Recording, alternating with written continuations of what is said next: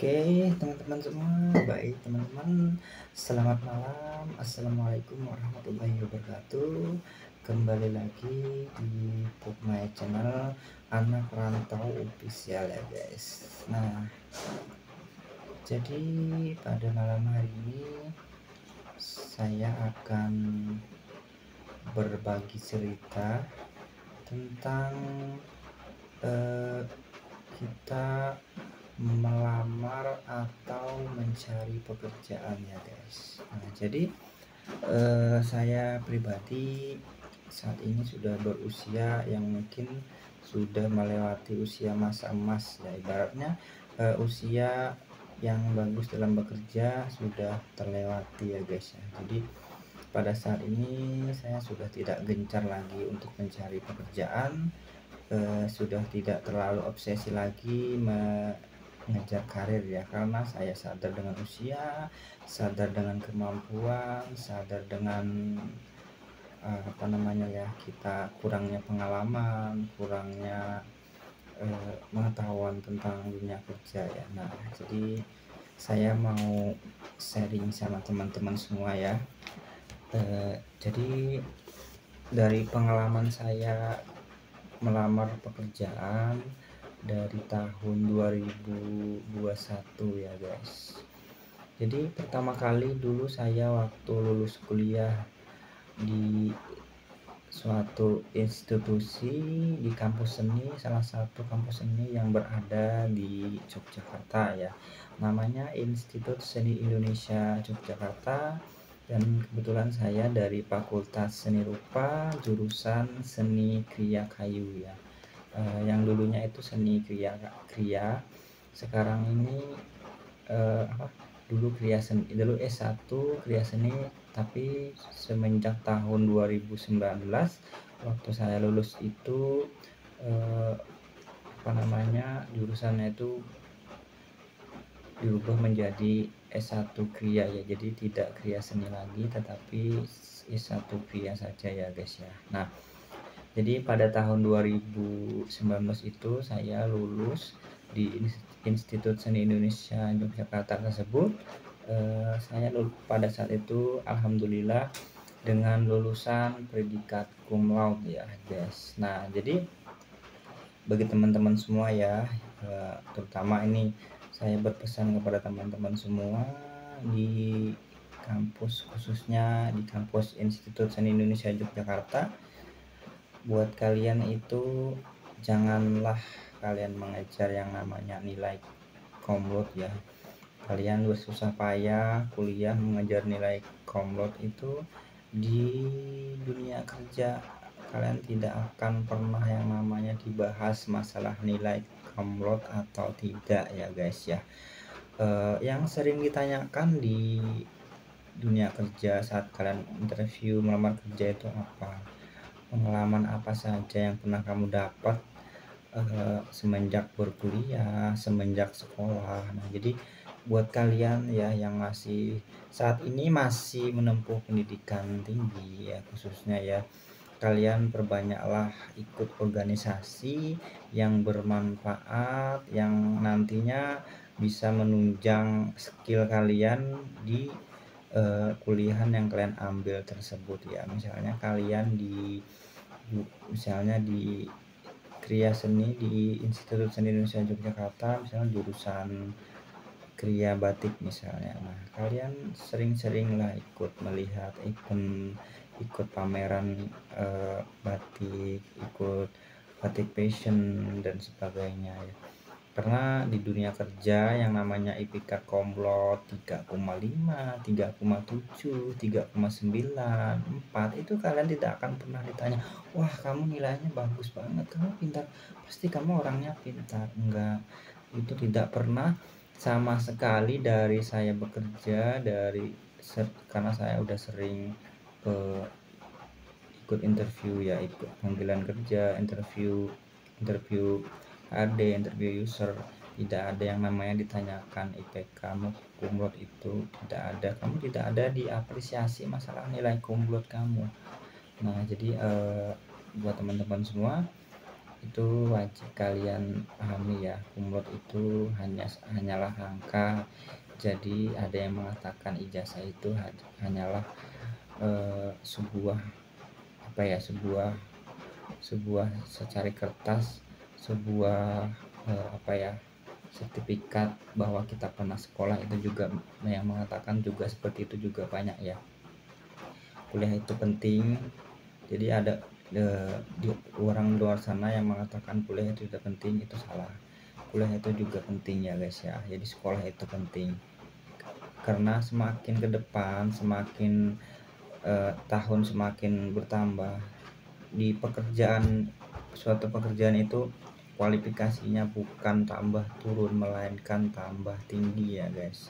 Karena pada era sekarang itu di fresh graduate, produksi di pabrik, di garment, dimanapun itu mereka juga lebih mengutamakan yang berpendidikan ya ketimbang yang tidak ya. Karena dengan ada pendidikan itu kita bisa cepat di upskill, bisa cepat dididik ya, tapi tidak menutup kemungkinan yang pendidikannya rendah, yang misalnya hanya SD, SMP, SMA itu mereka juga adalah pendidikan sama, tidak harus perguruan tinggi ya, tapi untuk kalian gimana pun caranya, kalau bisa sekolahlah setinggi mungkin, perbanyak relasi, perbanyak pengalaman, perbanyak ikut organisasi, tapi dalam tanda kutip organisasi yang bisa membantu kalian di mana kalian nanti di dunia kerja. Suatu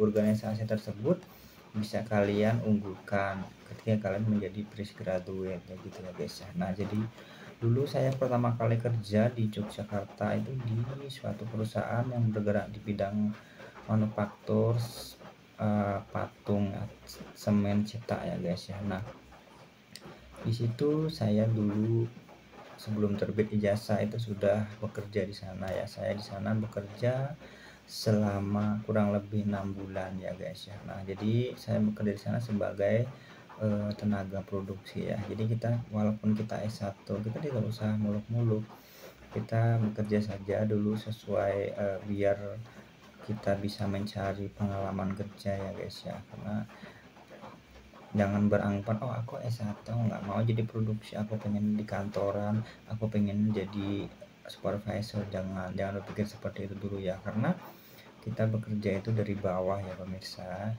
Buat adik-adik semua, bekerja itu mulailah dari nol, karena itu akan sangat bisa apa ya, bisa menunjang skill kita, bisa meningkatkan pengalaman kita ya guys ya. Jadi dulu waktu saya pertama kali kerja dulu juga sebagai produksi di bagian finishing dan packing ya. Dan alhamdulillah walaupun kita dari baru pertama kerja, karena memang di jurusan saya kuliah itu memang kalau masalah finishing kayu, semen, spray itu memang sudah diajarkan dari di perkuliahannya. Jadi pas di dunia kerja itu sudah tidak terlalu kaku ya, karena memang sudah ada basic walaupun hanya sedikit, kita sudah mengetahui ya guys ya. Nah jadi pas dulu waktu saya interview pertama kali itu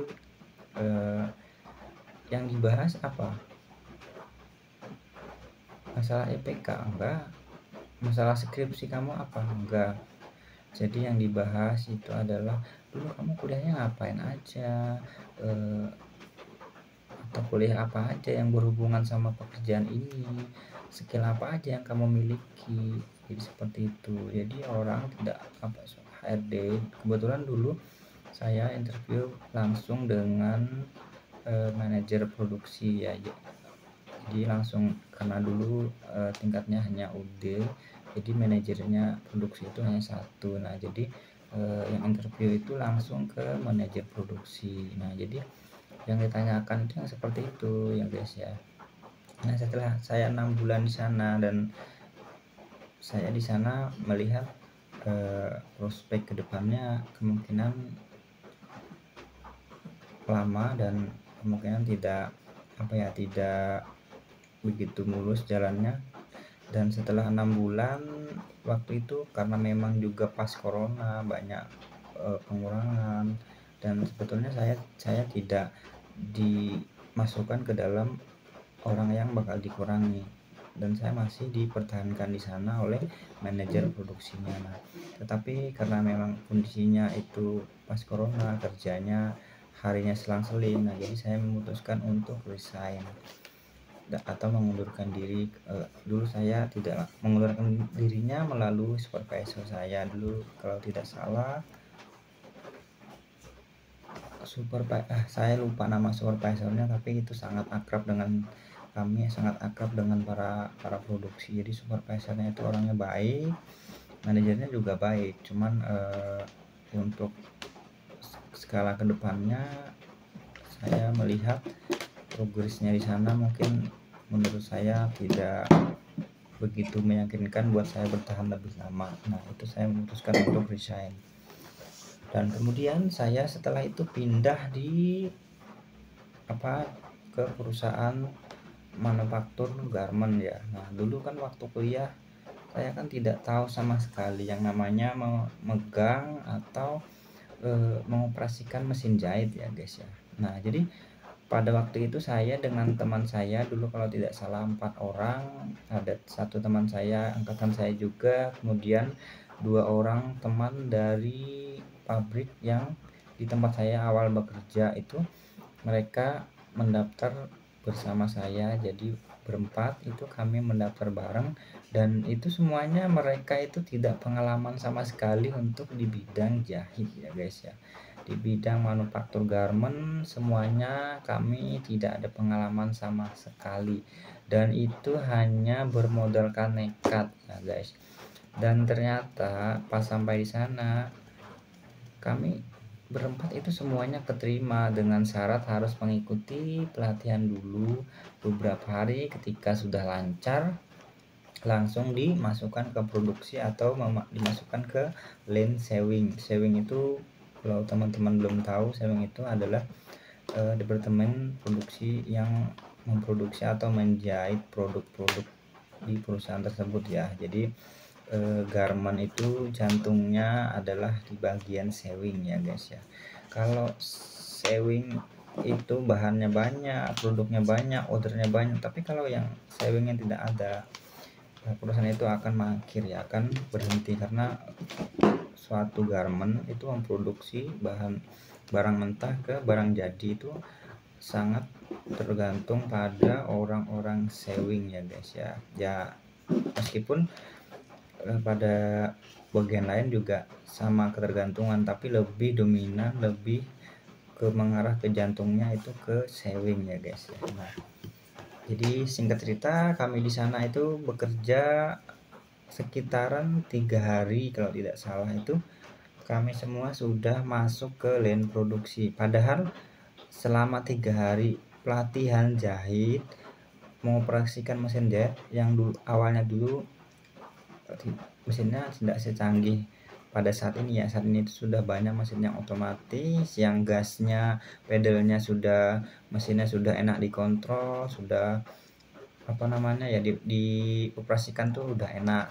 Tapi kalau dulu itu waktu kami pertama kali di garment itu mesinnya itu masih mesin yang besar, jadi untuk gasnya sendiri itu sangat cepat dan besar ya. Jadi untuk pemula penjahit pemula yang belum tahu mengoperasikan mesin jahit itu rasanya emang sulit ya guys ya, karena mengontrol gas mesin jahit itu lebih sulit ketimbang kita mengontrol gas mobil ya, yakin.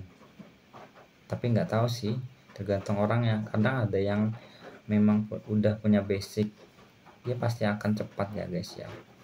Saya itu dan teman-teman kebetulan 3 hari langsung masuk line produksi, dan kebetulan pada saat itu pada masa corona itu lagi gencar-gencarnya ya. Jadi kami yang baru-baru di sana itu banyak line juga yang memproduksi ribuan bahkan ratusan ribu masker ya, karena pada saat itu kebutuhan masker emang lagi melunjak. Nah, jadi masker itu diproduksi secara besar-besaran ya, sampai ratusan ribu. Jadi masker dari kain gitu nanti diproduksi secara massal gitu ya guys. Nah di sana setelah masuk lin produksi, kita awalnya sih biasa aja, santai, belum ditarget. Dan ternyata setelah 1 hari 2 hari masuk lin produksi, kita dioyak-oyak, dimarah-marahin, diteriakin. Ya begitulah namanya dunia garmen kan. Mungkin yang udah pengalaman garmen itu sudah pasti sudah tahu, pasti sudah merasakan bagaimana euforia bagaimana rasanya kondisi di dalam garmen itu seperti apa ya guys ya. Nah jadi karena memang di garmen itu tekanannya itu wah luar biasa ya, karena di garmen itu adalah kita ditekankan bagaimana kita bekerja dengan cepat, bagaimana bekerja mengejar target yang begitu banyak itu harus terkejar, tetapi juga tidak mengesampingkan kualitas ya, hasil produksi kita itu kualitasnya juga harus terjamin bagus, rapi, efisien ya. Jadi kita tidak hanya asal menjahit asal jadi, enggak, di sana ada QC-nya, ada QCU-nya. Jadi memproduksi itu kita sampai ke depan, balik lagi, dipermak lagi, sampai depan, balik lagi, begitu diulang-ulang setiap hari. Jadi dari sekian ribu target yang banyak itu Mas pasti banyak reject, pasti banyak permaan. Nah disitulah mental kita benar-benar diuji, dimana yang prosesnya salah, prosesnya ada permaan, maka dialah yang akan mempermak proses tersebut.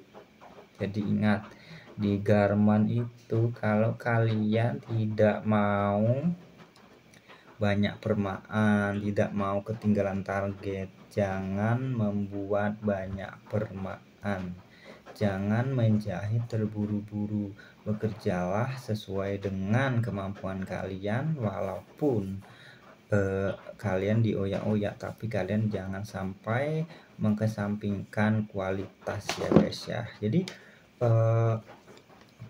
bekerja di garmen itu kualitas itu nomor satu ya, target itu juga penting, tapi kualitas nomor satu. Percuma target ribuan, ratusan ribu tercapai tapi kualitas separuh tidak tercapai. Maksudnya bagaimana? Kamu jahit 100 dalam 1 jam misalnya membuat masker, nah 50% itu reject misal, atau enggak permaan. Itu sama saja kalian bekerja 2 kali, dan itu sangat membuang waktu, sangat menghambat target kalian selanjutnya. Dan itu kalau sampai terjadi kalian akan pusing sendiri ya guys ya. Nah jadi di dunia garmen itu memang seperti itu ya. Tapi kalau kita sebagai operator itu bisa mensiasati, bisa mengakali, bisa bagaimanapun caranya biar kita tidak dioyak-oyak, biar kita tidak ketinggalan target. Kebanyakan para operator itu biasanya berangkat lebih awal, menjahit lebih awal. Jadi setengah jam sebelum masuk atau 1 jam sebelum bel berbunyi, itu biasanya orang-orang pada suka menjahit duluan ya. Itu tujuannya apa? Biar kalian mempunyai tumpuan, tidak dioyak-oyak, tidak dikejar-kejar waktu jam produksi. Jadi seperti itu. Nah tapi kalau kalian juga keseringan seperti itu, ketika nanti kalian punya tumpuan yang banyak, kalian otomatis pasti nanti bakal disuruh membantu atau menghandle proses temannya yang ketinggalan. Nah jadi tidak enaknya di garmen itu seperti itu ya guys ya. Tapi itu adalah suatu pekerjaan yang namanya mengutamakan kerjasama ya. Tapi yang namanya kerjasama itu kita tidak memandang teman kita siapapun ya. Ketika kita disuruh dimintai bantu, dimintai tolong, selagi kita bisa maka kita kerjakanlah. Jadi jangan sampai membantah ya guys ya kepada supervisor kita. Jadi itu adalah emang pada dasarnya selagi itu jahitan itu kerjanya itu masih dalam ranah itu tidak masalah ya bagi kita, karena memang masih juga tanggung jawab kita. Jadi target satu line itu adalah tanggung jawab bersama, bukan tanggung jawab satu operator yang di depan saja, tidak. Itu semua tanggung jawab bersama. Ketika satu tidak pulang, semuanya juga tidak pulang. Itu namanya kekompakan dan kerjasama. Nah, singkat cerita, saya kerja di PT Garmen pertama kali itu saya tidak menyebutkan PT-nya ya. Jadi intinya itu adalah di Garmen yang berada di daerah Bantul, Yogyakarta ya guys ya. Nah, saya bekerja di sana itu tidak lama, sekitaran 4 bulan apa 5 bulan gitu, karena waktu itu saya memang pulang kampung ya guys, emang pulang kampung, jadi saya berhenti dan tidak mengundurkan diri, tidak sih, itu saya waktu itu boleh dikatakan namanya hilang atau kabur atau eh, bahasa Jawanya melandang dari pekerjaan. Jadi ibaratnya kita tidak mengabari HRD, tidak mengabari atasan ya, tapi kita langsung kabur gitu. Tapi waktu itu saya sebelum mengundurkan diri, saya juga sempat bercerita, sempat ngomong, udah sempat ngomong sih ke leader. Kalau itu di tempatku itu waktu pertama itu leadernya ada, jadi satu line itu ada leader. Nah, jadi sebelum saya keluar itu saya juga sempat mengutarakan bahwa saya tanggal sekian ingin keluar, tapi saya tidak menggunakan surat resign ke HRD karena memang pulangnya juga dadaan kan. Nah, setelah itu saya pulang kampung dan kemudian tidak lama pulang kampung saya kembali lagi ke Jawa ya, karena pada waktu itu saya di Jawa emang pulang kampung itu mengurus surat-surat untuk menikah ya guys, karena memang pada saat itu tahun 2021 kalau tidak salah, saya itu menikah pas di zaman masih corona juga sih. Waktu itu saya menikah di KUA itu ya, kalau yang kalian tahu yang pernah menikah di pas waktu corona itu kan banyak kan karantina. Jadi pas nikah itu kita tidak boleh membuat acara, tidak boleh membuat orang-orang berkumpul. Jadi kita menikah itu ala kadarnya. Ke KUA itu hanya boleh masuk 8 orang, kalau yang lainnya itu boleh melihat tapi menunggu di luar, tidak boleh mengikuti ke dalam ruangan. Karena menikahnya dulu waktu itu saya menikah di kantor KUA Klaten Tengah ya, jadi seperti itu. Nah, jadi singkat cerita, saya menikah itu saya menganggur. Jadi saya menikah itu dalam posisi menganggur ya guys ya, dalam posisi tidak kerja. Setelah menikah saya kurang lebih saya menganggur itu 7 bulan ya guys. Jadi sekitaran 7 bulan itu saya tidak kerja. Kok kamu menikah tidak kerja, penghasilanmu dari mana? Nah, itulah guys, kekuatan karena kita punya Tuhan, kita punya Allah ya guys ya. Jadi jangan takut ketika kita menikah itu, rezeki yang datang itu tidak hanya dari kita ya, mungkin dari istri, mungkin dari mertua kita, mungkin dari saudara, dari teman. Jadi menikah itu tidak usah khawatir kita tidak bisa tidak ada rezeki. Rezeki itu pasti ada selagi kita yakin dan berusaha ya guys ya.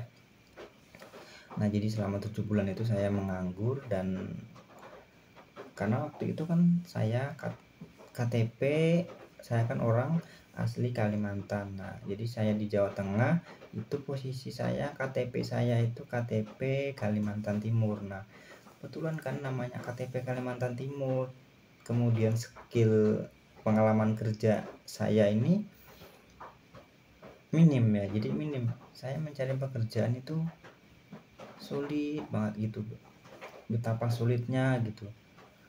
dulu semenjak saya berhenti dari garment karena memang pengalaman yang mungkin di garment itu tidak mengasihkan ya, atau tidak bagus ya menurut saya di garment itu, karena memang banyak tekanan, baik dari tekanan pekerjaan, baik dari omongan-omongan atasan kita, itu semuanya ya kita anggap keluar kiri masuk kanan, keluar kiri ya, jadi kita tidak mengambil hati. Tapi kebetulan pada saat itu saya pernah bernazar di dalam hati, ini pertama kali dan terakhir saya bekerja di garment, dan saya mencoba mencari pekerjaan yang lain gitu guys. Tapi semua pekerjaan harus fresh graduate, tapi harus butuh pengalaman, kan lucu juga kan. Fresh graduate, ada perusahaan mencari fresh graduate pengalaman minimal 1 tahun. Itu menurut saya bukan fresh graduate namanya, itu mencari karyawan yang berpengalaman minimal 1 tahun, tapi ditulis fresh graduate. Ya beda lagi kalau misalnya fresh graduate silahkan melamar, tapi enggak, dicari karyawan fresh graduate dengan pengalaman kerja 1 tahun. Itu bukan, menurut saya bukan fresh graduate ya namanya. Itu namanya sama saja suatu perusahaan mencari tenaga kerja dengan fresh graduate, cari karyawan yang berpengalaman tapi gaji dengan fresh graduate, seperti itu mungkin ya tepatnya. Nah jadi singkat cerita, selama 7 bulan itu saya menganggur, saya udah mengelamar mungkin bahkan ratusan lamaran, baik di langsung, secara tidak langsung, baik di email, baik langsung ngechat ke WA, itu bahkan sampai ratusan ya. Di email itu, dalam ratusan itu mungkin yang dibales ya mungkin hanya ada 1-2. Nah kebetulan puncaknya setelah 7 bulan nganggur, dan saya dulu ada suatu percetakan CP ya, masih CP sih, di Klaten, dulu mencari operator produksi yang benar-benar fresh graduate dan tidak berpengalaman ya guys. Nah kebetulan saya dulu melamar di sana, dan saya melamar di produksi tapi kepanggilnya marketing, dan saya sebenarnya nggak pengalaman sama sekali di marketing, tapi kenapa di marketing. Nah sampai, jadi singkat cerita, sampai waktu interview, jadi kita itu interviewnya itu satu-satu ya, kamu melamar bagian apa, saya bilang di operator produksi, dan ditanya apakah pernah sebagai operator. Kebetulan itu perusahaannya CP yang bergerak di bidang percetakan seperti buku, Al-Quran, majalah, dan lain-lain lah. Jadi itu namanya percetakan ya guys. Jadi di percetakan. Nah jadi itu saya melamar di percetakan gitu guys ya. Nah singkat cerita, kamu dipanggilnya bagian apa? Saya bilang saya melamar di operator produksi tapi dipanggilnya marketing. Nah ditanya dua-duanya, saya nggak pengalaman marketing, saya juga nggak berpengalaman di mesin cetak, serba bingung kan. Ya udah, saya nekat aja. Kebetulan di sana juga saya sama teman-teman rata-rata belum ada pengalaman di percetakan. Nah dan situ kami masuk dan kerjalah di sana ya. Jadi waktu itu karena memang belum berpengalaman dan CP juga, kita digaji satu hari itu selama 7 jam ya, 7 jam kerja, 7 jam kerja ya, istirahatnya 1 jam, jadi semua 8 jam. Kita digaji satu hari itu 40.000 ya guys ya. Ya menurut saya yang nggak kerja selama 7 bulan nganggur setelah menikah itu ya, saya alhamdulillah bersyukur, ternyata rezeki itu tidak harus besar ya. Alhamdulillah saya keterima di sana sebagai pertama karena memang operator belum pengalaman, kita langsung ke helper. Jadi di percitaan itu ada helper, ada yang bantu, ada yang packing. Nah, jadi di sana itu kita jadinya sebagai serabutan, kita bisa ditempatkan di packing, di helper, di bagian ngelem, di bagian nata dan sebagainya, di gudang. Jadi multifungsi ya, ibaratnya kita jadi multi talent gitu guys ya. Nah, jadi selama di sana saya sekitaran kerja sekitar 6 bulan, nggak nyampe 6 bulan, 4 bulan, dan saya memutuskan resign ya guys ya. Nah, karena di Klaten ini banyaknya itu kebanyakan pabrik manufaktur ya, yang bergerak di bidang garment, dan saya dulu pernah bernajat tidak mulai kerja di garment. Dan pada saat itu, karena memang pada dasarnya garment ini perusahaan yang rata-rata menggaji langsung UMK ya, seperti itu. Nah, dan situ saya berperasaan bahwa saya seperti mau menelan ludah sendiri, karena najar itu sudah saya tidak jalankan lagi. Mungkin apa ya namanya, istilahnya bukan najar sih. Kalau najar itu suatu keinginan yang suatu saat tercapai dan kita bakal bayar, tapi ini suatu suatu ungkapan kita tidak ingin lagi seperti itu, tepatnya seperti itulah. Nah, karena memang kebutuhan mendesak, karena aku sudah beristri, ibaratnya gimana caranya aku harus kerja, harus menghasilkan uang, bisa bekerja, bisa mengasih uang nafkah ke istriku, walaupun enggak banyak, walaupun sedikit, penting ada dulu. Nah, jadi waktu itu saya keluar dan memutuskan untuk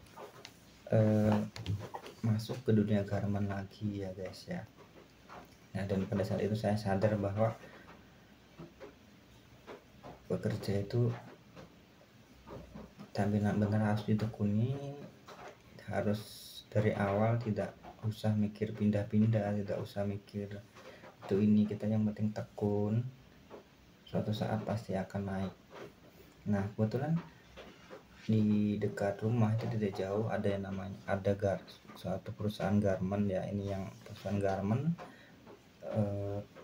produksinya itu juga baik lokal ataupun internasional, jadi di bidang impor ekspor gitu ya guys. Jadi garment yang bergerak di bidang pembuatan pakaian anak-anak, dewasa, pria atau wanita yang dikirim dalam negeri maupun di luar negeri. Nah, dan disitu kami sama teman-teman saya yang bekerja di percetakan tersebut memutuskan pindah ke pabrik garment tersebut. Kalau tidak salah itu ada 4 orang lagi, dan itu kita keluarnya bareng-bareng, semua keluar serentak bareng-bareng melamar di garment itu. Dan semua itu teman-teman belum ada pengalaman jahit sama sekali, dan hanya saya yang berpengalaman menjahit karena di Jogja sudah pernah menjahit sekitar 6 bulan. Nah, karena produksinya emang ranahnya beda. Jadi kalau di Bantul itu saya produksinya baju kecil-kecil, sekarang baju besar ya. Jadi orang besar-besar, karena saya juga lama tidak menjahit dan saya memutuskan sama teman-teman juga mengikuti pelatihan ya. Jadi dulu saya mengikuti pelatihan yang diadakan oleh Balai Perindustrian ya, dulu namanya BDI, Balai Diklat Industri ya, yang diadakan BDI Yogyakarta bekerja sama dengan salah satu perusahaan garment yang ada di Klaten. Nah, jadi itu yang kami ikuti ya guys ya. Jadi pengalaman saya kerja di garment di Klaten itu berawal dari ikut BDI, jadi Balai Diklat Industri. Itu balai yang mengadakan pelatihan selama kurang lebih 20 hari kalau tidak salah ya, 20 hari itu, dan di akhirnya akan diadakan uji kompetensi yang untuk mendapatkan sertifikat BNSP ya guys ya. Nah, jadi selama 20 hari itu pelatihan, kemudian di akhir kita melakukan iklat uji kompetensi ya. Alhamdulillah saya dan teman-teman semuanya lolos uji kompetensi dan langsung bekerja di perusahaan yang bekerja sama tersebut. Nah, jadi enaknya apa? Ikut pelatihan yang diadakan pemerintah industri ini. Enaknya kita pelatihan, kita dibayar, kita dikasih makan, kita dibayar. Nah, jadi seperti itu. Jadi diklat industri itu memang tujuannya untuk mencetak para para tenaga kerja yang kompeten di bidangnya. Nah, jadi seperti itu. Dulu kalau tidak salah kita dalam 20 hari itu dibayar 1 juta, kemudian dipotong uang makan selama 20 hari kerja itu ya. Jadi makan 1 kali ya, seperti itu guys ya. Jadi ada makannya, ada makan siangnya, ada snacknya juga, sama minumnya kita disediain ya.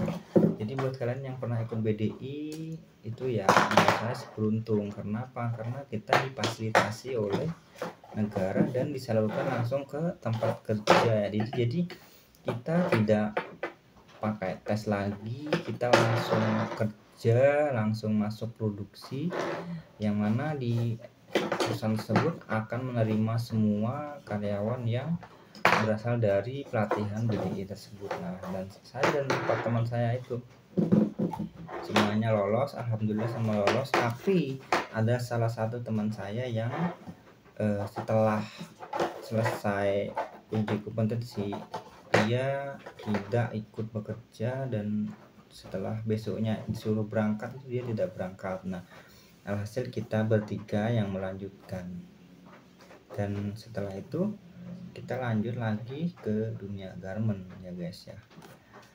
Dan apa yang terjadi?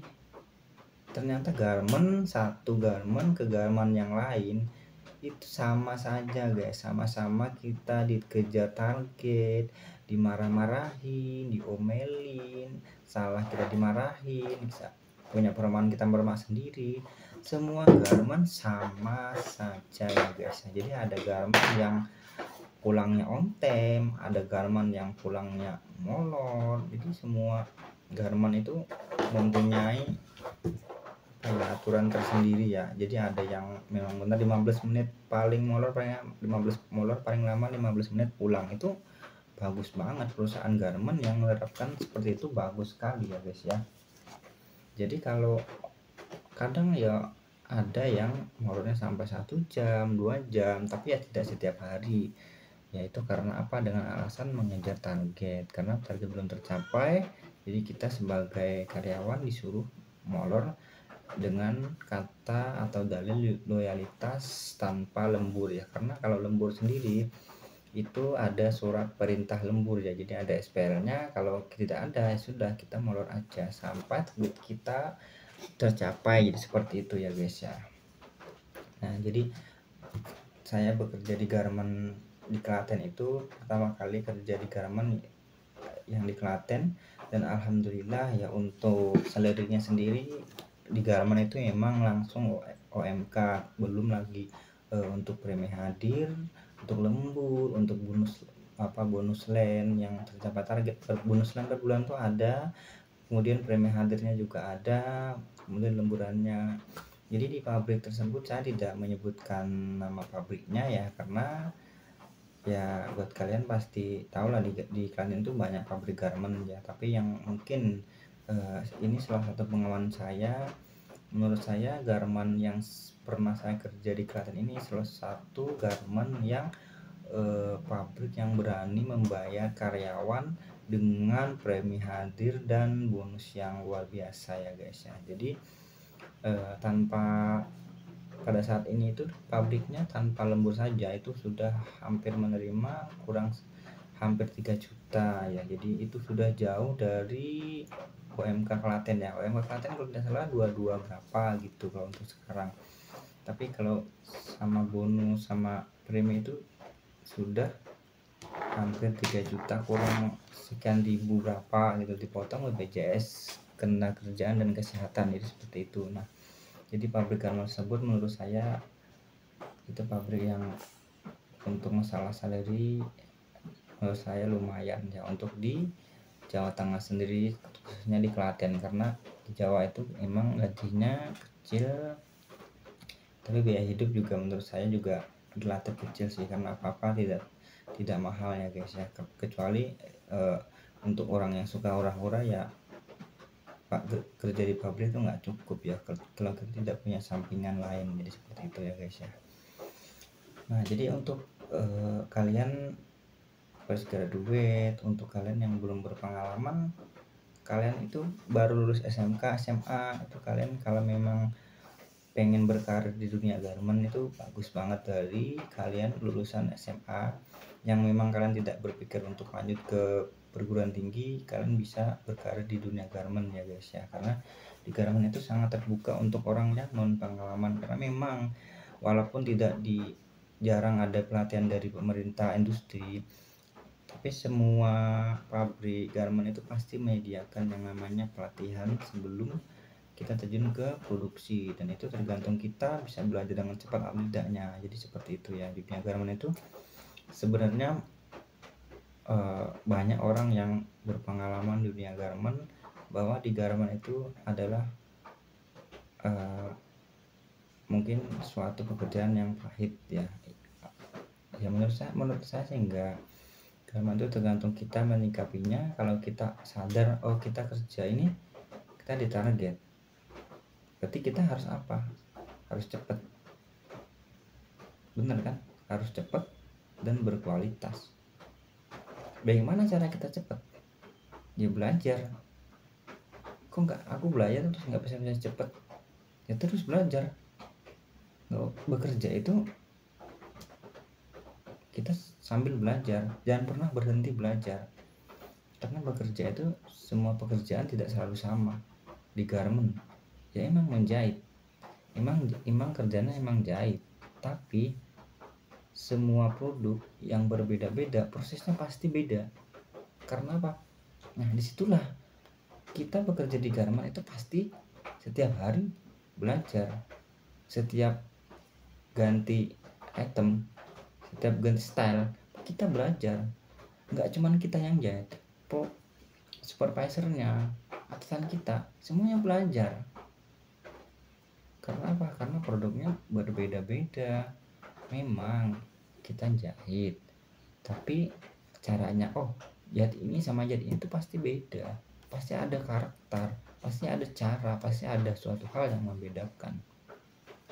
Jadi seperti itu, menjahit itu setiap hari belajar ya. Jadi intinya kita menjahit di garment itu semua setiap hari kita belajar upskill, bagaimana tangan kita bisa cepat, bagaimana otak kita memutar mengejar target yang ditargetkan per jam itu sekian bisa tercapai, bagaimana cara kita mensiasati target per jam itu bisa tercapai atau enggak. Jadi seperti itu.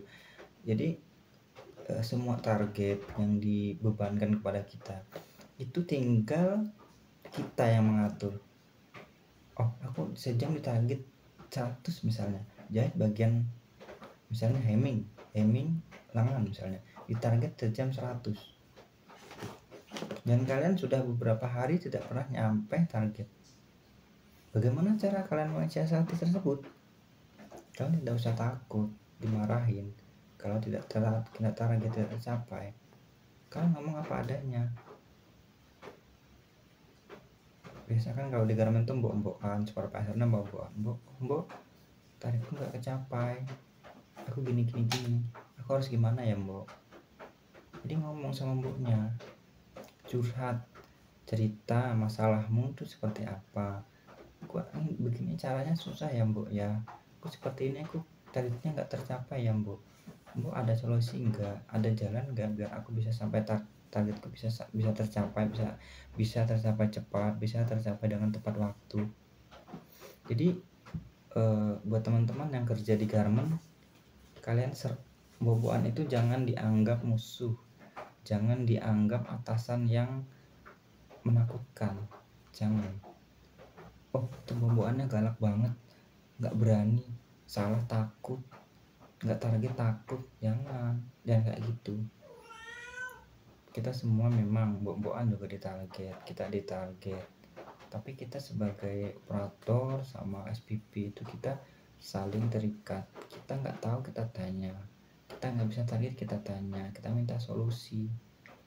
Sebagai SPP mereka pasti tahu, mereka pasti paham, mereka pasti mengasih instruksi bagaimana cara mencapai target. Intinya apa? Kita harus belajar konsisten, cepat, tidak terlalu banyak permaan, mengurangi defect. Jadi bekerja di garment itu kita hindari yang namanya permaan, hindari yang namanya defect, itu dihindari ya guys ya. Barang BS jangan dijahit, karena kalau udah BS misalnya kainnya BS tidak layak untuk dia tahu kamu jahit, nanti yang bongkar juga kamu sendiri, yang pusing juga kamu sendiri, yang telat juga kamu sendiri. Nah makanya seperti itu jangan dihindari. Tapi kebanyakan operator sekarang itu tidak paham di situ. Yang penting aku target per jam lah, urusan bagus apa enggak urusan belakangan. Jangan seperti itu ya, toh nanti kalau ada permaan juga dibalikin ke kamu kan.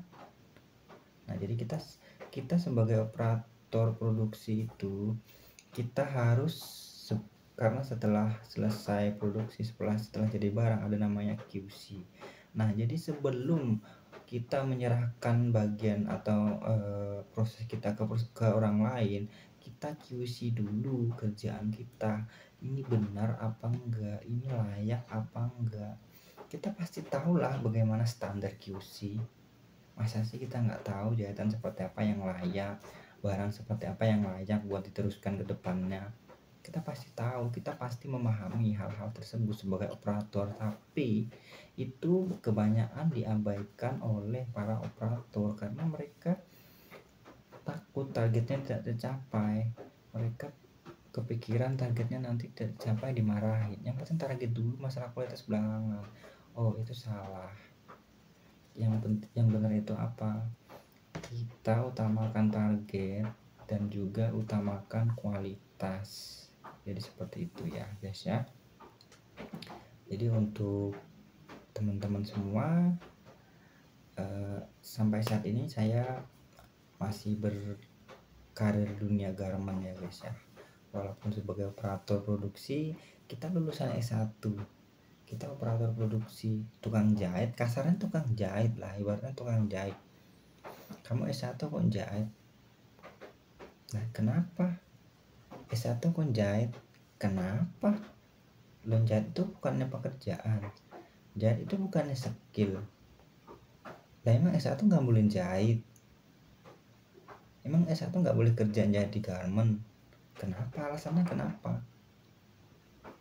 Sayang kuliahnya, sayang pendidikannya. Itu pemikiran kalian ya, itu suatu pemikiran yang salah. Menurut saya, apapun pendidikan kamu, apapun lulusan kamu, selagi pekerjaan itu halal, tidak merugikan orang lain, tidak usah memandang ijazah. Kalian S1 tapi kalian tidak mau melamar pekerjaan yang pekerjaannya minimal SMA. Sampai kapan seperti itu? Mau jadi S1 pengangguran? Sampai kapan? Mau sampai kalian disodori pekerjaan, oh ini ada pekerjaan buat S1 buat kamu, cocok, kamu tunggu disodori seperti itu. Siapa yang menyodori? Kalau kita nggak punya skill, kita nggak punya kemampuan, iya kan? Jadi seperti itu. Kita dalam dunia kerja, setinggi apapun pendidikan kamu, jangan mengutamakan gengsi. Catat, jangan mengutamakan gengsi. Apapun pekerjaan tetap kalian jalani, tetapi sembari kalian bekerja, upskilling, update skill, update kemampuan, update public speaking, update bahasa, update kemampuan software dan sebagainya. Karena itu sangat membantu ketika kalian sudah keluar dari pekerjaan. Jadi kita jangan hanya mengandalkan pekerjaan yang saat ini kita geluti ya. Jadi skill itu nomor satu ya guys ya. Selain skill, selain skill, yang penting di dunia kerja itu apa? Attitude. Orang beretitude, skillnya pasti gampang untuk di upskill. Tetapi orang berskill tidak ada attitude, itu sangat susah untuk dibentuk karena memang pada dasarnya sudah tidak mempunyai attitude. Jadi buat kalian semua, berusahalah berskill, cari skill sebanyak mungkin, perbaiki attitude, berbanyak relasi. Ingat, perbanyak relasi. Jangan hanya mengandalkan ijazah. Catat baik-baik ya. Jangan hanya mengandalkan ijazah.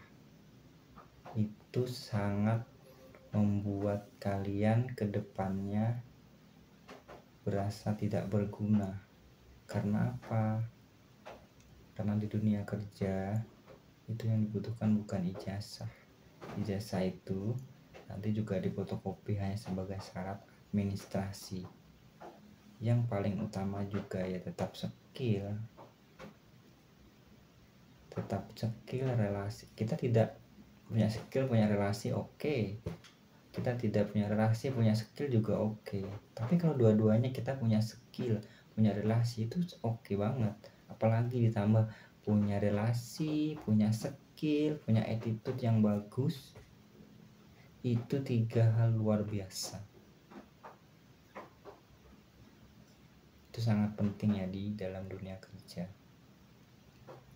Dan saya sendiri tidak semua punya di 3 hal tersebut.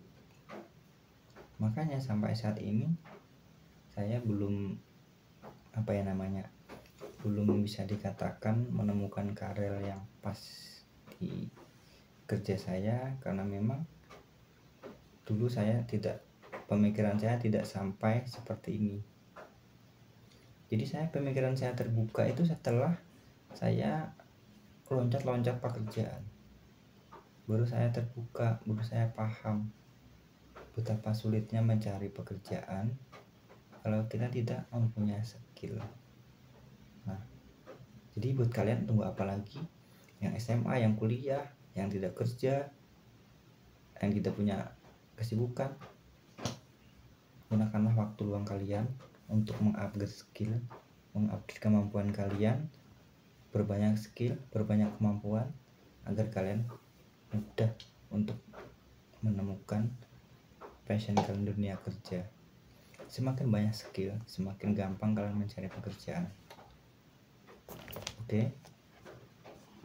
Mungkin buat saya itu dulu yang bisa saya bahas tentang dunia kerja di era saat ini. Buat kalian yang masih tertarik dengan blog konten saya, jangan lupa untuk